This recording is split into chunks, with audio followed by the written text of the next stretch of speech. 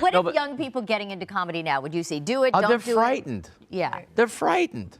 Literally. I mean, like, because you could say the idea is you have to have a place to get good or to at least kind of get your sea legs. It takes about 6 months of being on stage every night, if you're lucky enough to get on stage every night, to get your sea legs. And you can't start in LA, by the way. You got to start in some small little town. And now, if they're so scared to do it, I mean, I'll tell you the truth, it's very politically correct here. It's way worse in Canada. I had some people get up and walk out of one of my shows. I was just doing a guest set up there because they were just upset. I'm saying I didn't even get a chance to get to what I was talking about. So there's a hypersensitivity to it. But what I think it is not everybody feels hypersensitive. There's just some loudmouths these days and then other people. The first wave is that there's a few people that are very upset. And trying to protect other people who they don't even know.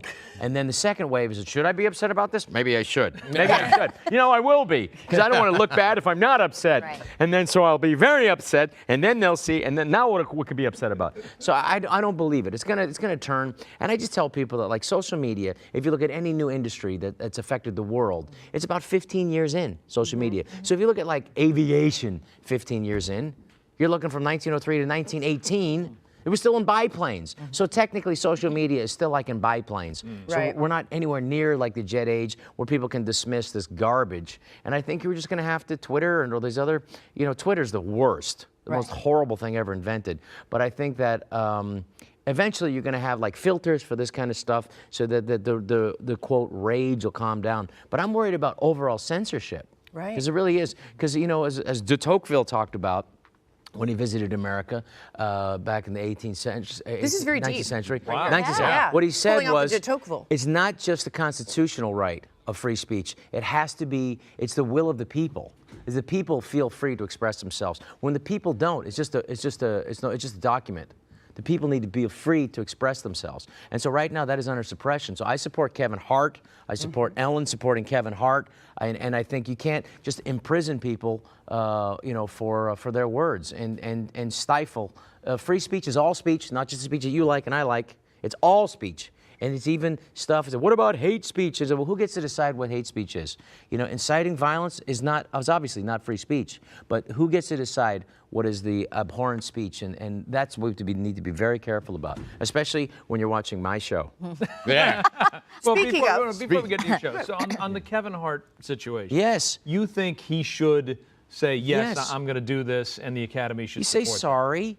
And you know what? But isn't that and the point? He did. He said, "Look, I've already said sorry." You know, it's enough. If the Academy Awards doesn't do this, then they should be shunned by every comedian. And if they don't, then those comedians, you know, need the publicity, obviously, and they'll take it. But I think that, like, Kevin Hart, if he doesn't host the Oscars, then the Oscars is a shameful organization. And I think the Academy Awards is just such a sucky, you know, blow with the wind organization, and they've always been that way. All the Academy Awards is just a way to, like, promote. It's all a promotion. The fact that it means anything, I'm just against any awards. Even if you look at the Nobel Awards, look at those. Okay, the Nobel family, where did they come from? They made their money making dynamite, killing people, TNT, and that was a guilt thing that they gave away. So all awards, it's all crap and self-promotion. But I do think it's fun to watch. It's great to see those famous people out there and have a good time. I've not been invited recently, but I have fun. But Kevin Hart, if they